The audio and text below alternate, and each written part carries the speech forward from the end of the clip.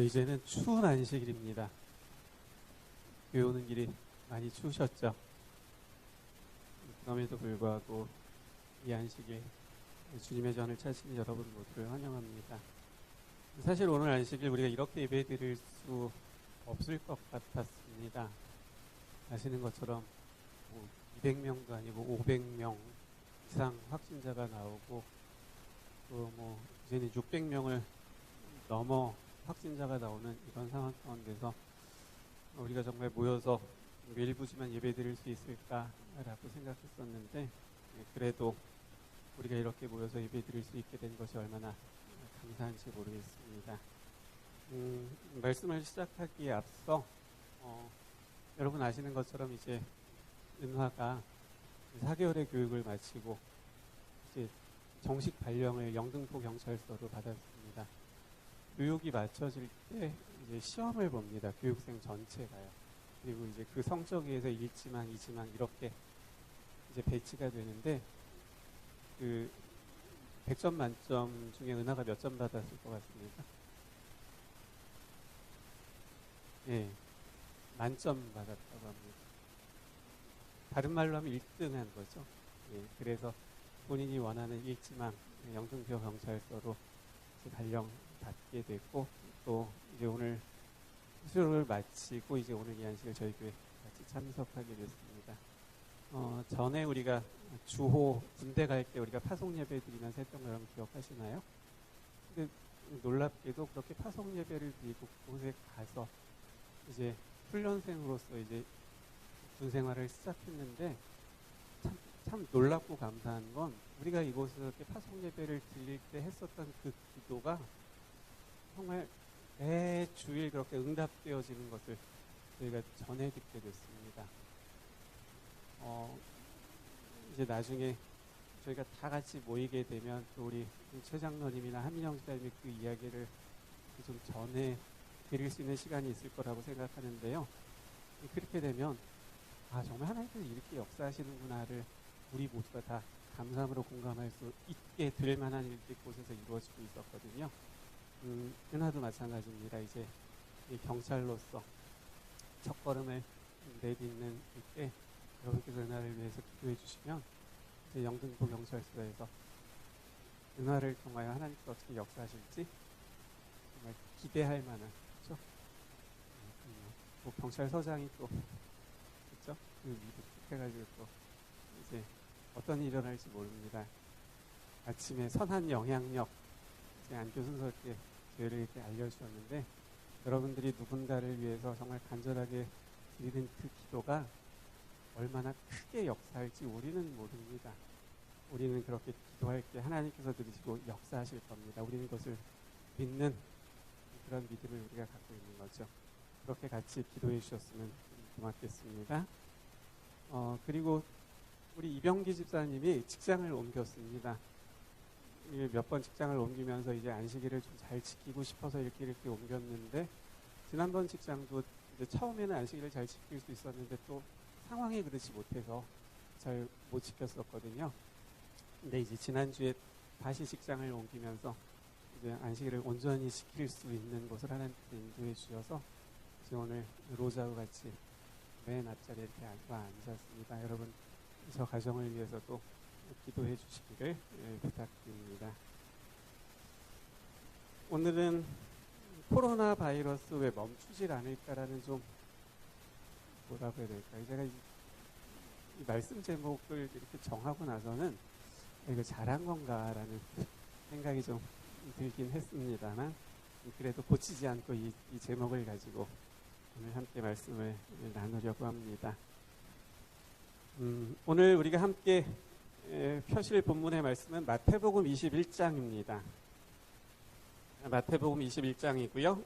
7절부터 11절의 말씀을 보도록 하겠습니다. 마태복음 21장 7절부터 11절입니다. 찾으셨으면 우리 같이 읽도록 하겠습니다. 21장 7절부터 11절이고요. 나귀와 같이 읽습니다. 시작. 나귀와 나귀 새끼를 끌고 와서 자기들의 겉옷을 그 위에 얹음에 예수께서 그 위에 타시니 무리의 대다수는 그들의 겉옷을 길에 펴고 다른 이들은 나뭇가지를 베어 길에 펴고 앞에서 가고 뒤에서 따르는 무리가 소리 높여 이르되 호산나 다윗의 자손이여 찬송하리로다.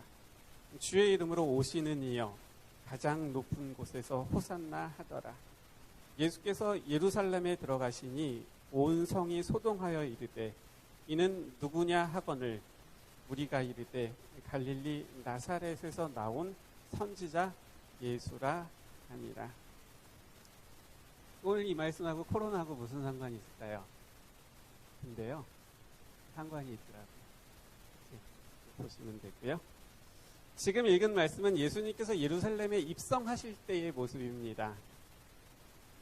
이 땅에 오셨던 예수님은 짐승을 타고 말이나 나귀를 타고 어디를 이동하지 않으셨었습니다.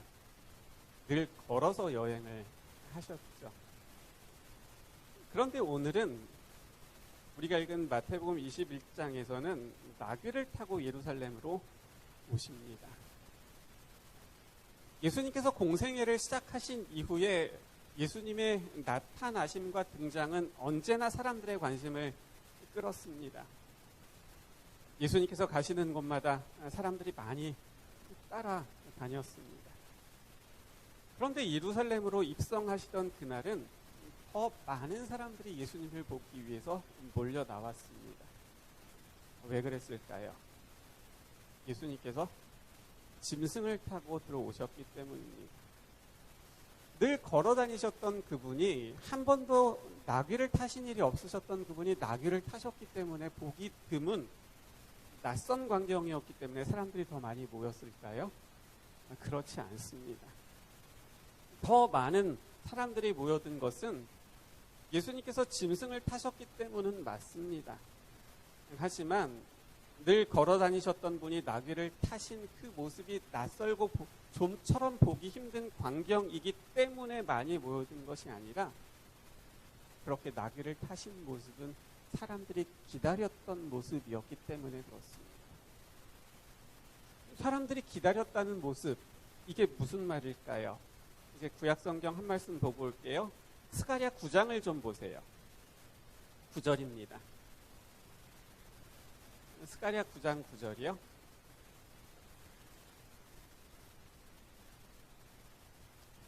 여러분 가지신 성경 1321쪽쯤에 있습니다. 스가랴 9장 9절 보세요.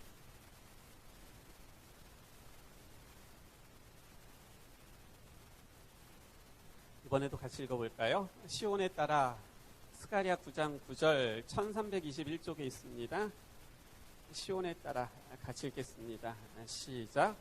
시온에 따라 크게 기뻐할지어다. 예루살렘에 따라 즐거이 부를지어다. 보라, 내 왕이 내게 임하시나니 그는 공의로우시며 구원을 베푸시며 겸손하셔서 나귀를 타시나니 나귀의 작은 것 곧 새끼 나귀 새끼니라. 지금 읽은 이 말씀이 무엇을 이야기하고 있죠? 이 말씀은 앞으로 장차 이 땅에 오실 메시아에 대한 50가지 구약의 예언 가운데 하나의 말씀입니다. 구약 성경은 예언하기를 이 땅에 오신 메시아는 작은 나귀 새끼를 타고 예루살렘으로 들어가게 되실 것이다 라고 말하고 있는 겁니다. 그렇기 때문에 백성들은 메시아가 이 땅에 오시면 우리를 구원하기 위하여 그분께서 오시면 그분은 나귀 새끼를 타고 어디에 들어오실 것을요? 예루살렘으로 들어오실 것, 그 사람들은 다 알고 있었던 겁니다. 왜냐하면 그 유대인들은 구약 성경의 말씀에 아주 익숙하고 정통한 사람들이었기 때문에 그렇습니다. 그런데 이제 우리가 그 사람들이 선지자라고 말하던 정말 하나님이 아니면 능력을 베푸실 수 없는 그런 일들을 베푸셨던 그 예수님께서 정말 구약 성경에 예언된 대로 나귀를 타고 그 예루살렘에 입성하시는 모습을 보자 우리가 기다렸던 그분이 정말 저 예수님이 맞구나라는 그런 확신이 사람들에게서 더 많이 있게 되었던 것이죠. 그래서 사람들이 계속 모여들었습니다. 게다가 6월절이 곧 시작되려고 하는 때였기 때문에 예루살렘에는 사람들이 차고 넘쳤습니다. 왜요? 이스라엘 백성들은, 유대인들은 1년에 3차례씩 늘 예루살렘으로 모였었잖아요. 그 가운데 하나가 6월절이었습니다. 그렇게 차고 넘친 사람들에게 소식이 전해지는 겁니다. 예수님께서 지금 나귀를 타고 예루살렘으로 들어오시고 계시다는 소식이 전해지기 시작한 겁니다. 그리고 사람들은 그 모습을 자기들의 눈으로 확인하기 위해서 더 많이 몰려들었던 것이죠. 제사장들이 성전에서 나팔을 붑니다. 이제 저녁 제사를 드릴 시간이 되었습니다. 라고 그렇게 나팔을 불지만 그날만큼은 사람들이 제사장이 부는 나팔 소리에 귀를 기울이지 않습니다.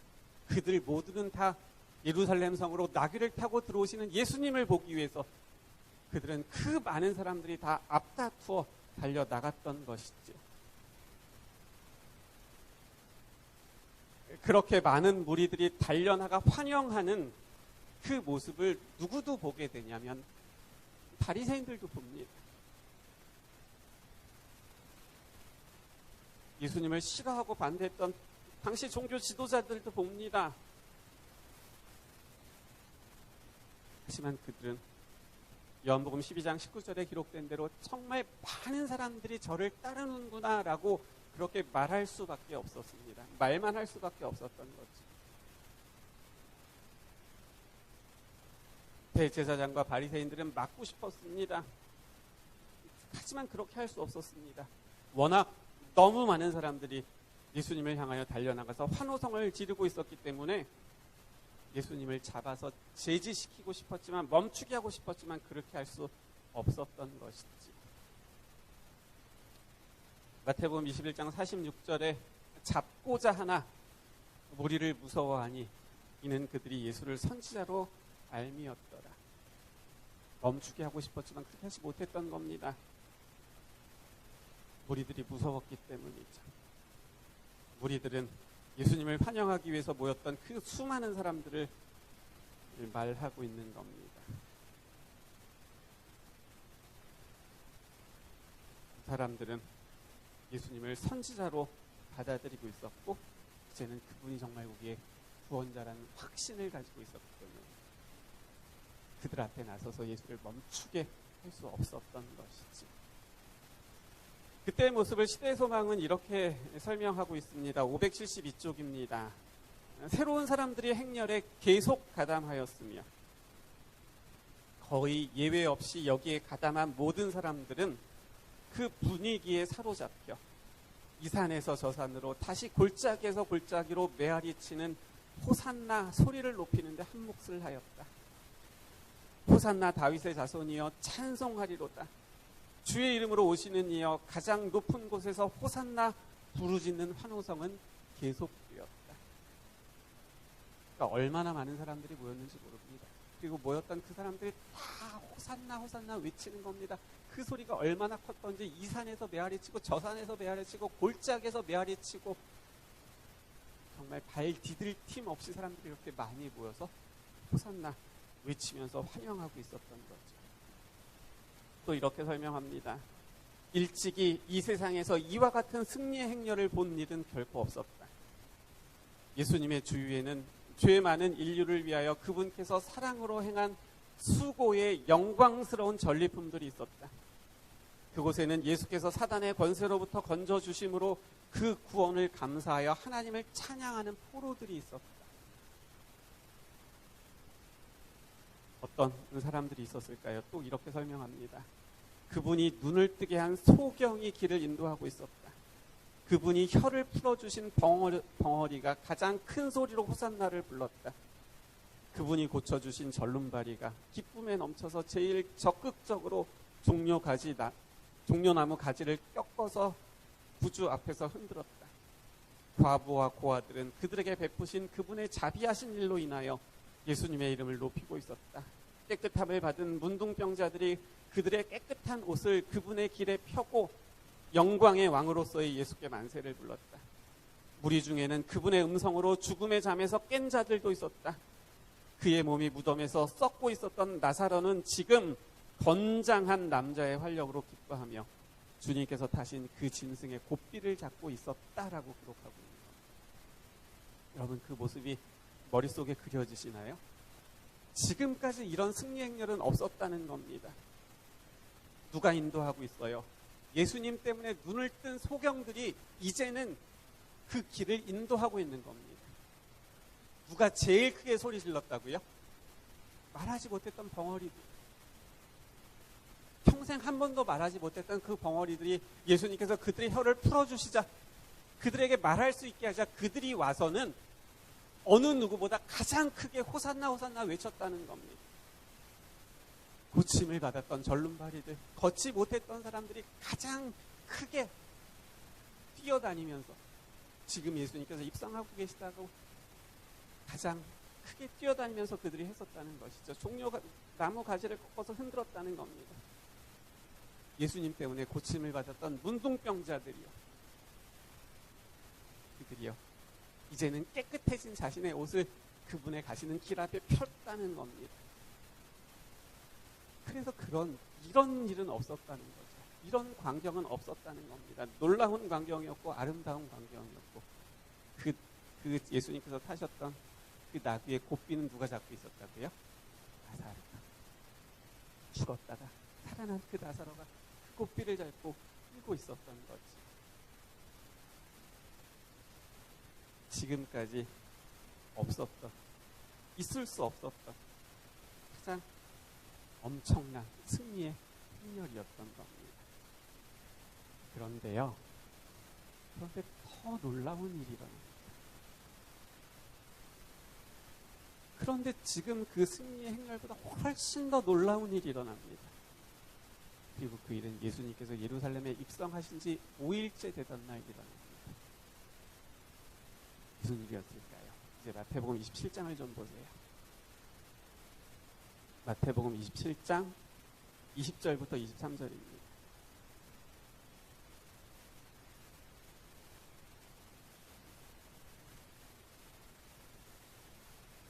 마태복음 27장 20절부터 23절 이번에도 같이 읽겠습니다.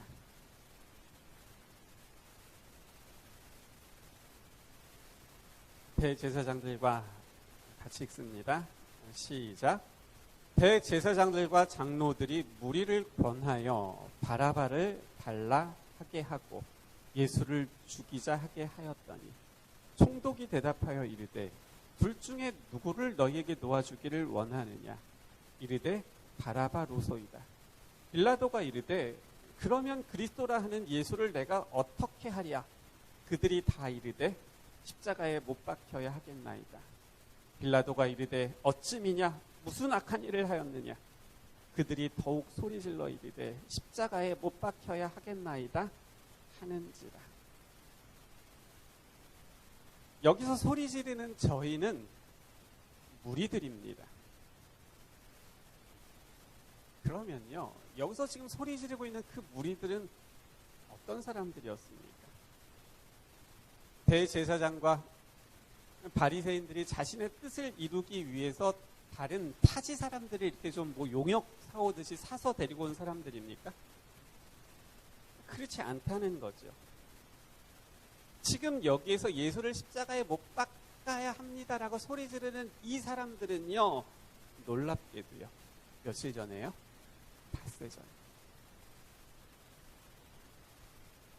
닷새 전에 예수님을 바리새인들이, 그 서기관들이, 지도자들이 예수님을 잡아서 그 나귀를 타고 들어오지 못하게 하려고 했을 때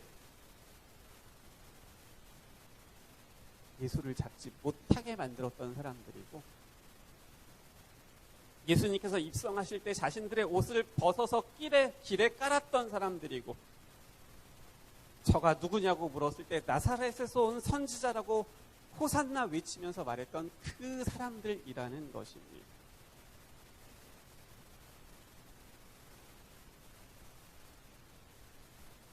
호산나, 다윗의 자손이요, 그 외쳤던 사람들이 불과 5일이 지나고 나서 지금 뭐하고 있다는 거예요? 그리스도라고 하는 예수를 내가 어떻게 하랴? 빌라도가 물었을 때 그들이 다 십자가에 못 박혀야 하겠나이다라고 외쳤던 동일한 사람들이라는 것이죠. 그래서 빌라도가 어찌 미녀냐고 묻는 겁니다. 도대체 어떻게 된 거냐라고 빌라도가 묻는 겁니다. 왜요? 빌라도도 예수님께서 입성하실 때 그 소식을 들었기 때문입니다. 지금 자기 앞에 있는 그 사람들이 다 호산나라고 외쳤던 사람들인 것을 누구도 알기 때문에요. 빌라도도 알기 때문에 그렇습니다. 그러니까 저 사람들은 며칠 전에 예수가 선지자라고 우리의 메시아라고 그렇게 소리 질렀던 사람들 아니야? 근데 왜 지금 저렇게 예수를 십자가에 못 박으라고 소리 지르고 있느냐라고 오히려 누가요? 빌라도가? 오히려 빌라도가 의아해하고 있는 겁니다. 그래서 어찌 미녀냐고 계속해서 묻는 것이죠. 하지만 계속해서 다시 들려오는 무리들의 소리는 십자가에 못 박혀야 하겠나이다 라는 겁니다.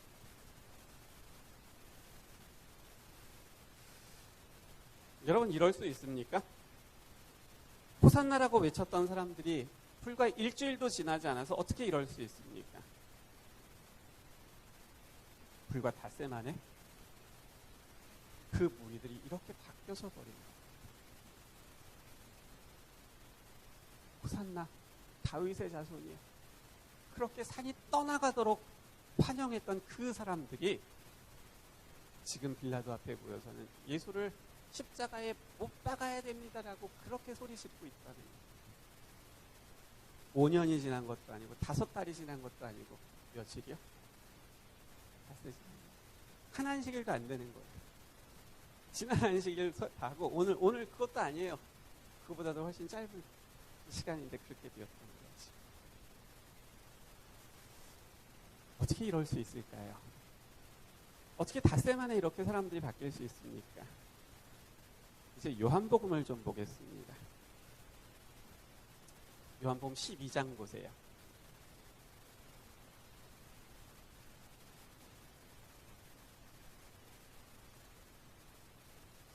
요한복음 12장입니다. 12절하고 13절 보겠습니다.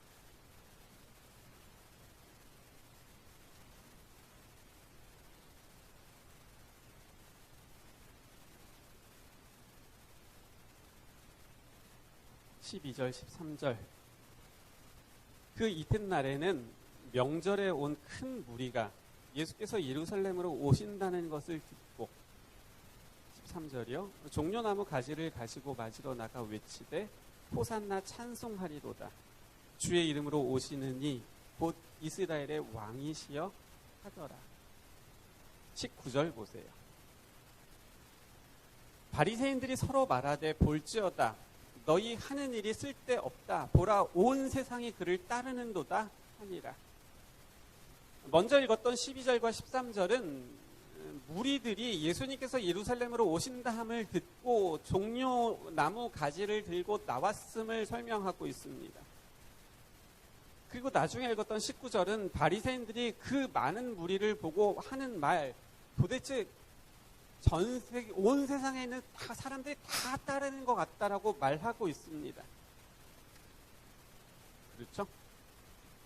그렇기 때문에 중요한 것은 18절입니다. 왜냐하면 18절은 저희가 왜 나왔는지를 우리에게 설명하고 있기 때문에 그렇습니다. 18절 같이 읽겠습니다. 이에 무리가 시작. 이에 무리가 예수를 맞음은 이 표적 행하심을 들었음이러라. 12절과 13절은 예수님께서 오신다는 소식을 듣고 수많은 사람들이 몰려 나왔음을 설명하고 있고요. 19절은 바리새인들이 보기에도 너무 많은 사람들이 나왔다는 것을 말하고요. 그리고 18절은 그 사람들이 왜 그렇게 많이 나왔는지를 설명하고 있다는 것이지요. 무리들이 왜 많았습니까?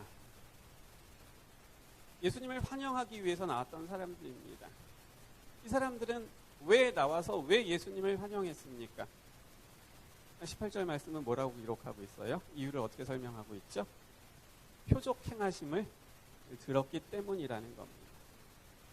표적 행하심을 들었다는 것이죠. 다시 말하면 이 사람들은 다 뭔가 기대하고 나온 사람들이라는 겁니다. 뭔가 기대하고 나온 사람들이라는 거죠. 왜냐하면 예수님께서 행하셨다는 표적들, 다시 말하면 기적들에 대한 이야기를 들었던 사람들이고, 그 가운데 많은 상당수의 사람들은 그 기적을 직접 목격했던 사람들이기 때문에 그렇습니다. 그래서 사람들은 예수님께서 이번에도 또 어떤 기적을 베푸실지, 어떤 표적을 베푸실지, 그것을 뭐하고 나온 사람들이라는 거예요? 그것을 기대하고 나온 사람들이라는 겁니다. 그런데요, 그렇게 기적 때문에, 표적 때문에 나왔던 그 사람들은 예수님께서 예루살렘에 입성하신 이후에 자신들이 기대했던 그 기적이 일어나지 않은 겁니다. 예수님께서 이번에 예루살렘에 오시면 이 많은 사람들 앞에서도 뭔가 정말 5,000명을 먹이셨을 때 그런 기적 같은 것들을 무엇인가를 베푸실 줄 알았는데, 예수님께서 예루살렘에 입성하시고 나서는 아무 일도 하지 않으시는 겁니다. 그랬을 때 그들의 기대는 이내 실망으로 바뀝니다. 그리고 사람들은 실망으로 바뀐 것에서 그치는 것이 아니라 오히려 예수를 십자가에 못 박으라고 소리 지르는 그러한 무리들로 닷새 만에 바뀌었었던 것이죠. 그런데요, 모두가 다 바뀐 것은 아니었습니다. 모두가 다 바뀐 것은 아니었습니다. 그 가운데 바뀌지 않은 사람들이 있었습니다. 그들이 20절과 21절에 나옵니다. 요한복음 12장 20절 21절입니다. 명절에 예배하러 올라온 사람 중에 헬라인 몇이 있는데 그들이 갈릴리 벳세다 사람 빌립에게 가서 청하여 이르되 선생이여 우리가 예수를 배워보고자 하나이다 하니. 지금 요한복음은 무엇을 말하고 있냐면, 그렇게 명절에 예루살렘에 올라온 사람들 가운데는 누가 있었다는 거예요? 헬라 사람 몇 사람이 있었다는 겁니다. 그리고 성경은 이 헬라 몇 사람을 주목하고 있습니다. 이 사람들은 헬라 사람이기 때문에 분명 이방인들이었습니다. 그런데도 이 사람들은 예수를 십자가에 못 박으라고 소리 지르는 무리들 가운데 속하지 않은 사람들이었습니다. 왜 그랬을까요? 이 사람들은 출신 자체가 이방인이기 때문에 우리하고는 상관없는 일이다, 그래서 소리 지르지 않았을까요? 그렇지가 않다는 겁니다. 21절을 다시 보세요. 21절을 다시 보세요. 그들이 갈릴리 벳세다 사람 빌립에게 가서 청하여 이르되. 그러니까 이 헬라 몇 사람이 와서 빌립에게 가서 개인적으로 청하는 겁니다. 뭐라고 청해요? 우리가 예수를 배워보고자 하나이다 라고 말하는 겁니다.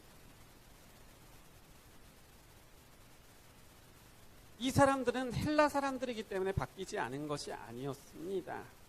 무엇 때문이었을까요? 이 사람들은 예수님을 개인적으로 만나기를 원했던 사람들입니다. 이 사람들은 예수를 개인적으로 만나기 원했던 사람들이었습니다. 그랬을 때 예수님께서는 그 사람들에게 아주 중요한 것을 말씀하십니다. 그것이 24절부터 26절입니다. 말씀 같이 읽어보겠습니다. 12장 24절로 26절이요.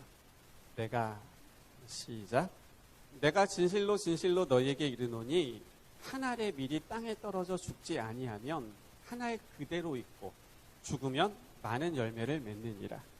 자기의 생명을 사랑하는 자는 잃어버릴 것이요 이 세상에서 자기의 생명을 미워하는 자는 영생하도록 보존하리라. 사람이 나를 섬기려면 나를 따르라. 나 있는 곳에 나를 섬기는 자도 거기 있으리니 사람이 나를 섬기면 내 아버지께서 그를 귀히 여기시리라. 예수님께서 누구에게 하신 말씀이에요? 개인적으로 찾아왔던 그 헬라 사람들에게 하신 말씀입니다. 뭘 말씀하셨어요? 한 알의 밀이 땅에 떨어져 죽으면 많은 열매를 맺는다고 가르쳐 주셨습니다. 자기의 생명을 사랑하는 자는 잃어버릴 것이지만 자기의 생명을 미워하는 자는 영생하도록 보존될 것이라고 가르쳐 주셨습니다. 그럼 자기 생명을 미워한다는 것은 무엇을 말씀하신 것일까요? 현대어 성경을 찾아봤더니 아까워하지 않는다면으로 번역하고 있고 성경 주석에서는 덜 사랑하는 것으로 설명하고 있습니다. 그래서 성경 주석은 예수님이 하신 말씀의 의미를 다시 이렇게 설명합니다. 이 세상에서 하나님을 섬기기 위해 기꺼이 자신을 희생하는 자는 자신의 생명을 보존할 뿐 아니라 장차 다가올 그 하늘에서도 영생을 누리게 될 것이다라고 예수님께서 그들에게 말씀해 주셨던 것이죠. 이렇게 예수님은 자신을 개인적으로 찾아왔던 그 헬라 사람들에게 무엇을 가르쳐 주셨냐면 구원의 도를 가르쳐 주었습니다.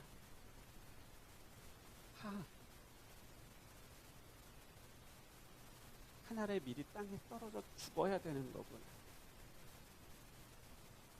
내 생명을 사랑하는 것이 아니구나.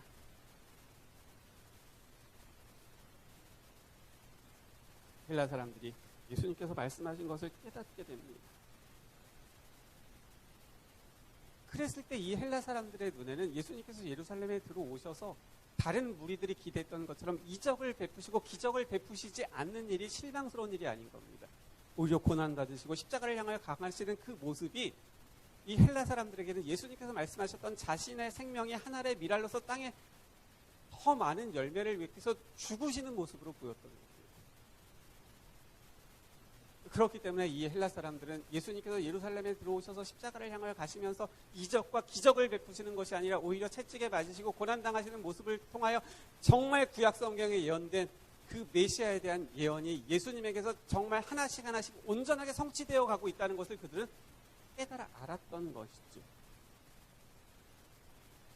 그래서 그들은 예수님으로 인하여 자신들의 영원한 생명이 완성되어져 가고 있음을 오히려 감사함으로 볼 수 있었던 것이죠. 그런데요, 닷새 전에 예수님께서 예루살렘으로 나귀를 타고 들어오시는 모습을 보고 환영은 했지만 예수님을 개인적으로 찾아가서 만나려고 하지 않았던 그 사람들은 자신들에게 기대했던 그 표적과 이적을 행하시는 일이 일어나지 않자 실망하고 예수님을 십자가에 못 박으라고 소리치고 말았던 것이죠. 이런 무리들의 모습에 대해서 시대소망은 아주 중요한 말씀을 우리에게 기록하여 보여주고 있습니다. 이제 시대소망 324쪽에 나오는 말씀을 읽어드리겠습니다. 이 말씀은 여러분께서 오늘 꼭 기억하셔야 될 말씀입니다. 그리스도와 개인적으로 친숙하고 계속적으로 교통하지 않는다면 우리는 원수의 마음대로 되어 마침내 그의 명령을 쫓게 될 것이다.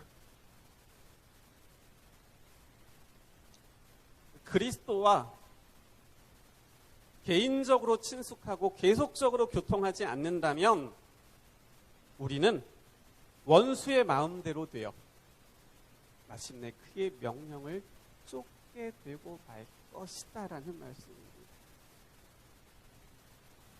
여러분 이 말씀을 꼭 기억하셨으면 좋겠습니다. 우리 한번 같이 따라해 볼까요? 그리스도와 개인적으로 친숙하고 계속적으로 교통하지 않는다면 우리는 원수의 마음대로 되어 마침내 그의 명령을 쫓게 될 것이다. 예수님이 누군지 무리들은 알았습니다. 그래서 그들은 선지자라 그렇게까지 말했습니다. 예수님께서 입성하실 때 선지자가 오십니다. 그분은 우리의 메시아가 되실 겁니다. 알았어요.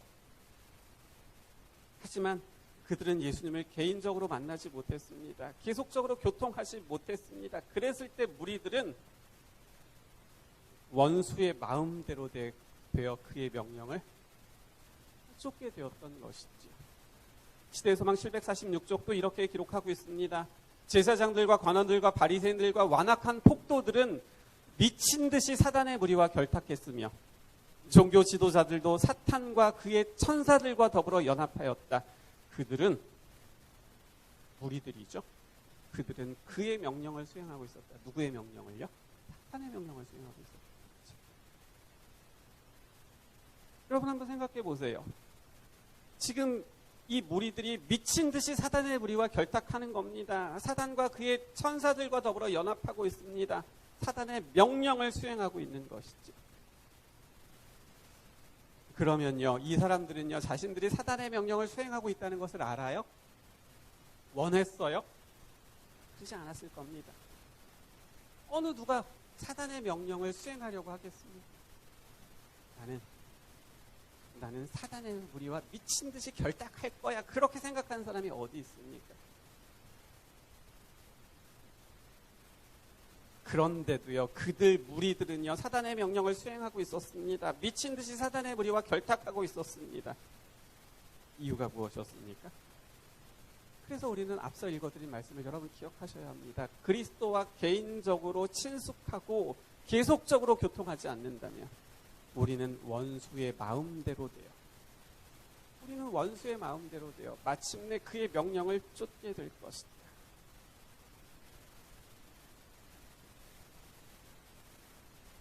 오늘 우리는 예수님 때문에 이 자리에 있는 사람들입니다. 그렇기 때문에 우리의 모습은 오늘 우리가 성경에서 만난 그 무리의 모습과 같습니다. 그럼 우리는 어떻습니까?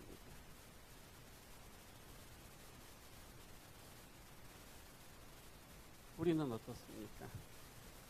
예수님께서 보지 못하는 사람을 보게 하시고 절름발이를 걷게 하시고 문둥병자를 고치신 그 능력으로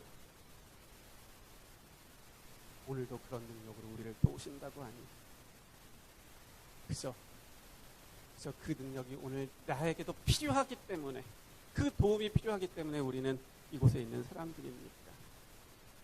그렇지 않으면 내가 바라고 원하는 그러한 이적들과 기적들이 내 삶에 나타나지 않는다 할지라도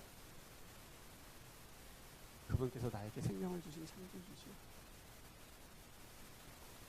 그분께서 나를 위해 십자가에 달려 돌아가신 그것만으로도 기뻐하고 감사할 수 있는, 정말 그 은혜가 내게 너무 감사하고 너무 감격해서 살아가고 있는 우리들인가 하는 것이죠. 정말 말씀의 진리가 무엇인지를 더 알기 위해서 예수님을 개인적으로 찾아갔던 그 헬라 사람들처럼 나는 그저 예배 참석해서 듣는 그 말씀으로 만족하는 것이 아니라 그것보다 더 많이 알고 싶어서 개인적으로 말씀을 펴고 정말 예수님 이 말씀을 통하여 오늘도 내게 오셔서 내가 주님을 개인적으로 만날 수 있도록 도와주세요라고 그렇게 기도하면서 살아가고 있는가 하는 것이죠. 우리들 가운데 어느 누구도 사단의 명령을 수행하고 미친 듯이 사단의 무리와 결탁하려고 하는 사람은 아무도 없을 겁니다. 누가 있겠습니까? 가끔 그러해볼까? 내가 뭐 평소에는 잘하니까 그래도 어쩌다 한 번씩은 내가 사단의 그 도구로 이렇게 사용되는 것도 괜찮지 않을까?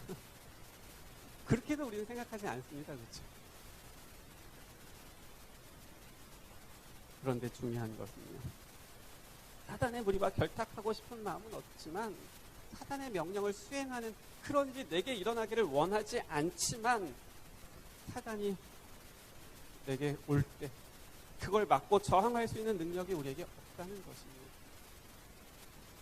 사단이 내 마음에 어둠의 생각을 가지고 올 때 그것을 저항할 수 없고, 사단이 나에게 어둠의 감정을 가지고 올 때 역시 그것을 막아설 힘이 우리에게 없다는 것이지요. 그렇기 때문에 우리에게 필요한 것은 그리스도와 개인적으로 친숙하고 계속적으로 그분과 교통하는 일인 것입니다. 왜냐하면 그것만이 우리를 지켜줄 수 있기 때문에 그런 것이죠. 코로나19 바이러스의 확진자가 500명을 넘었습니다. 이제는 600명씩 나오고 있습니다. 그래서 여러분 아시는 것처럼 서울시는 연말까지 1000만 시민 긴급 멈춤 기간을 선포했습니다. 긴급 멈춤 기간을 선포했습니다. 왜 이렇게 확진자가 많이 나오고 그래서 긴급하게 멈춤을 선포할 수밖에 없었을까요? 여러 가지로 설명할 수 있을 겁니다. 날씨가 추우면 바이러스가 생존하는 기간이 늘어나기 때문이라는 어떤 그런 과학적이고 계절적인 설명도 있을 것입니다. 백신과 치료제의 개발이 늦어지고 그렇게 설명하는 의학적인 설명도 있을 것입니다. 1차 유행은 대구 신천지, 2차 유행은 광화문 집회, 그리고 이제는 3차 유행이라고 하는데 이것은 아직 잘 모르겠다라고 설명하는 그 어떤 사회적인 설명도 있을 것입니다. 바이러스 확진 판정을 받았던 영국의 총리는 이런 말을 합니다. 봉쇄 외에는 답이 없다고 말하더라고요. 이 말은 멈춤 말고는 답이 없으니 멈춰야 된다고 말하는 것입니다. 외부 활동을 들이고 멈추는 것만이 답이라고 그렇게 말하고 있는 것이지. 사람들은 그렇게 원인과 이유를 찾아갑니다. 그러면요, 이렇게 확진자가 많이 나오고 그래서 긴급하게 멈춤 기간을 선포해야 되는 지금의 상황이, 그러면 우리에게 들려주는 영적인 소리는 무엇일까요? 하나님은 전지전능하십니다. 여러분, 그렇죠? 네. 하나님은 전지전능하십니다. 말씀으로 세상을 창조하신 그분께서 지금의 코로나 상황 가운데 개입하셔서 역사하시면 당장이라도 끝날 수 있다는 것을 우리는, 저는 믿는데 여러분도 믿으십니까? 예, 믿습니다. 그래서 우리는 기도합니다. 그런데도 하나님은 하나님의 능력을 나타내지 않으시는 것처럼 보이는 것을 하십니다. 왜요? 여전히 확진자가 늘어나고 있기 때문에 그렇죠. 하지만 분명한 것은 하나님께서 능력을 나타내시지 않는 것은 아닙니다. 우리가 이미 지난번 몇 차례를 통해서 살펴봤듯이 하나님께서는 지금 우리의 생각이 아닌 하나님의 더 높으신 생각으로 하나님의 능력을 나타나고 계심을 우리는 확인할 수 있었습니다. 그래서 우리 센터가 격리됐을 때도 정말 하나님께서 왜 막지 않으시고 왜 허락하셔서 왜 확진자가 여기서 100여 명 이상 나오게 되었을까에 대해서 우리가 확인했습니다. 격리된 곳에 자기가 원하는 대로 나오지도 못하고 아무것도 없는 곳에서 홀로 생활해야 되는 그들, 하나님께서 찾아가셔서 그들의 생각과 그들의 마음을 바꿔주시는 일들이 있었음을 우리는 확인했었던 것이죠. 그래서 우리는 이런 생각을 또 다시 해보게 됩니다. 하나님께서는 혹시 지금의 상황을 통해서 모든 사람들에게, 지금의 상황을 통해서 모든 사람들에게 하나님께서는 무엇인가를 계속해서 말씀하고 계신 것은 아닐까라는 생각입니다. 그랬더니 바울이 이렇게 말하는 것을 볼 수 있었습니다. 고린도후서 6장 2절입니다.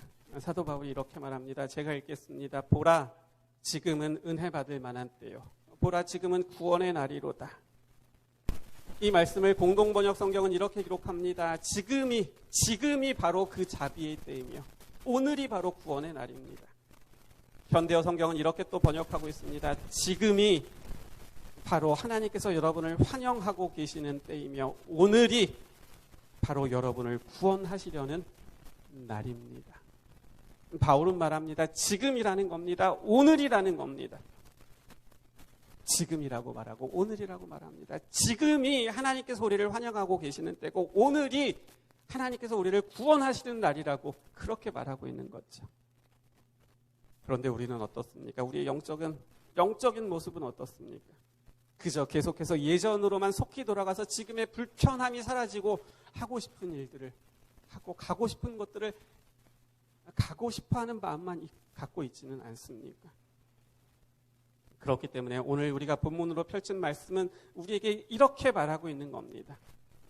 세상에서의 일들을 멈추고 지금은 그리스도와 개인적으로 친숙하고 계속적으로 교통해야 될 때라고 말하고 있는 겁니다. 세상에서 일들을 뭐 하고요? 멈추고 지금이 그리스도와 개인적으로 친숙해지고 지금이 계속해서 그분과 교통해야 될 때라는 사실을 오늘 우리에게 말씀하고 있는 것이죠.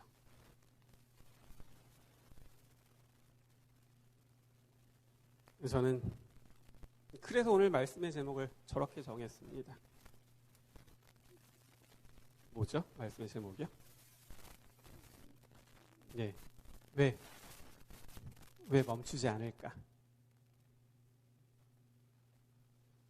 여러분, 하나님께서 왜 멈추게 하지 않고 계실까? 여러분 어떻게 생각하십니까? 오늘 말씀을 준비하면서 매일매일 우리에게 보고되는 그 숫자가 다르게 보이기 시작했습니다.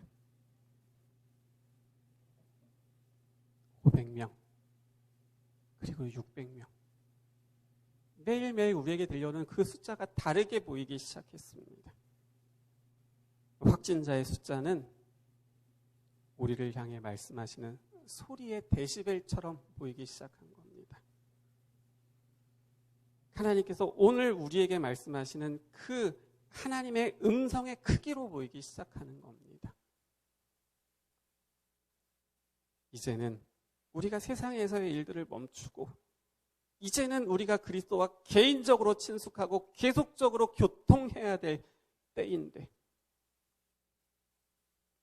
그렇지 못한 확진자의 숫자를 영적으로 받아들이지 못하는 우리를 향해 오늘도 더 크게 호소하시는 하나님의 소리의 크기로 보이기 시작했던 것이지요. 지금이 하나님께서 우리를 환영하고 계시는 때며 오늘이 바로 우리를 구원하려고 하시는 날이라고 바울을 통해서 말씀하시는 그 음성이 우리에게 들려지는 것이죠. 그런데도 우리가 그렇게 하지 못하는 겁니다. 하나님의 남은 백성, 남은 자손이라고 이야기하면서 여전히 우리는 불편함만을 호소합니다. 속히 되돌아가기로, 예전의 일상생활로 되돌아가기만을 원하는 겁니다. 여행도 못 가고 비행기도 못 타고 코로나만 아니었으면 내가 어디도 가고 뭐 할 텐데 라는 그저 여전히 세상에서 해야 될 우리의 하지 못한 일들에 대한 계획만을 우리가 더 많이 생각하고 있는 것이죠.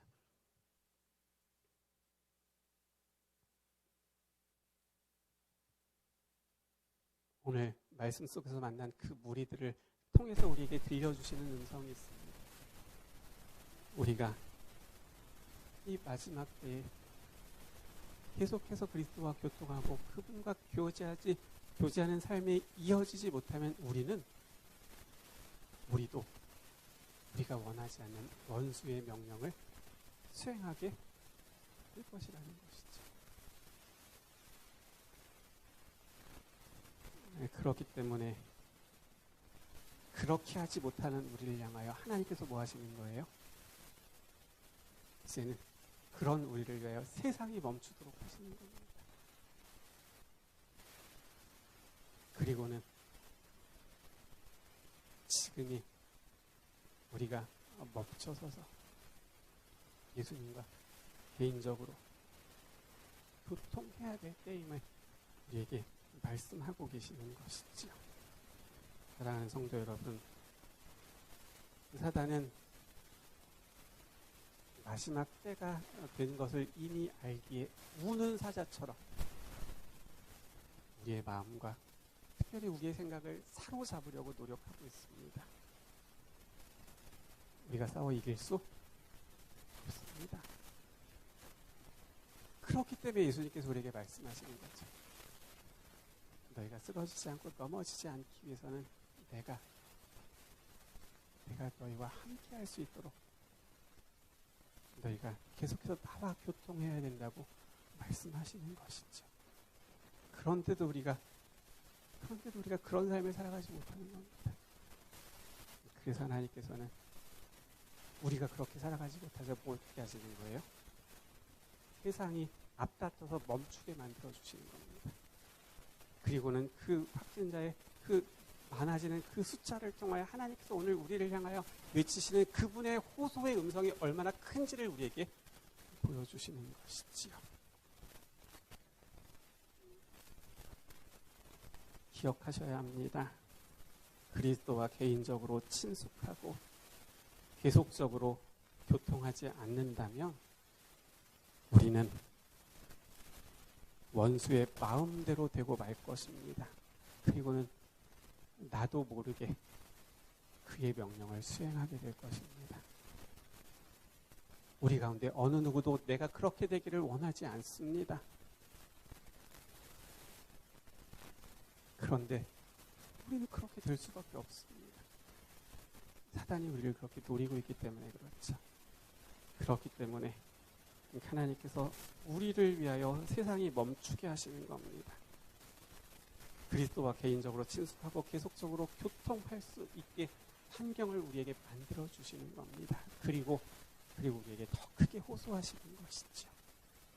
사랑하는 성도 여러분, 바울을 통하여 오늘 우리에게 주시는 그 하나님의 음성을 여러분 꼭 귀 기울여 듣게 되시기를 간절히 바랍니다.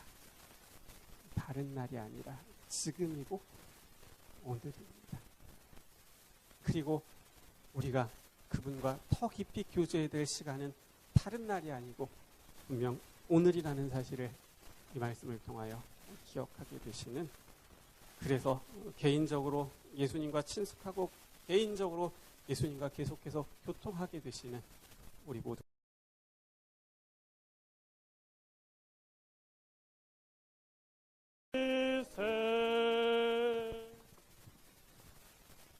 하나님, 이런 생각을 해봅니다.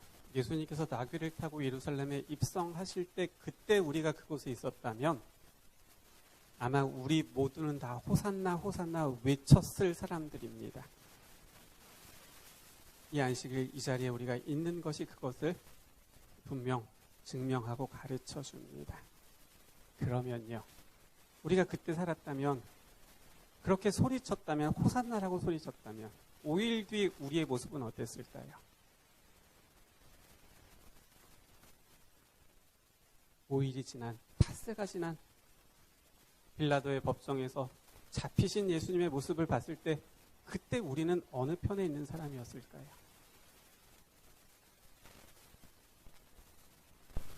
어쩌면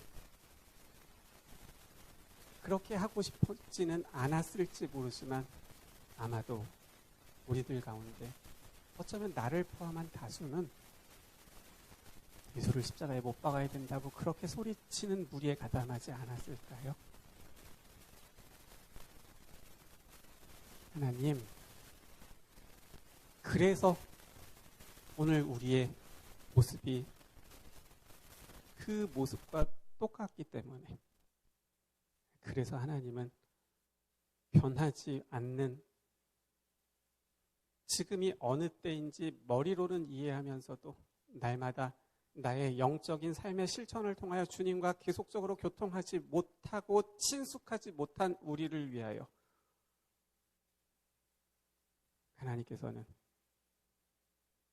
세상 사람들로 하여금 오히려 멈추게 하고 계시다라는 사실을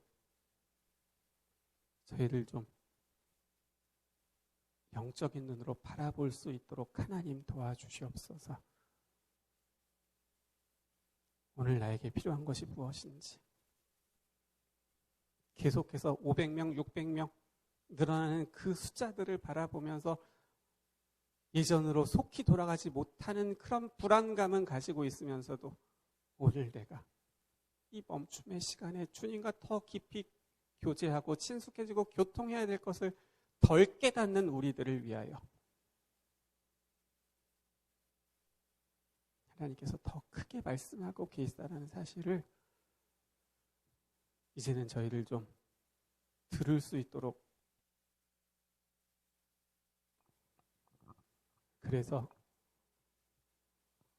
바울이 말한 그 구원의 날이 오늘 지금임을 기억하고 주님과 더 친숙하고 주님과 더 교통하기 위하여 하나님 앞으로 더 나아가게 되는 이 자리에 머리 숙인 우리 모두 되게 도와주시기를 예수님의 이름으로 기도드립니다. 아멘.